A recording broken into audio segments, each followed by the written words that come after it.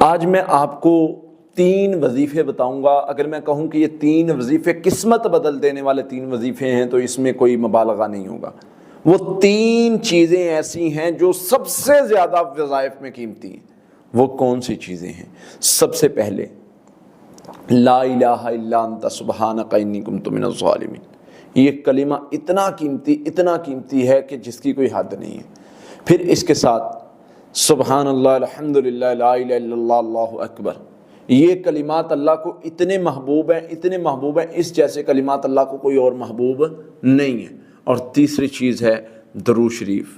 یہ اللہ کو اتنا محبوب ہے، اللہ بندے پر رحمتیں نازل کرنا شروع کر دیتے ہیں، اس کے گناہوں کو ہی معاف کرنا شروع کر دیتے ہیں۔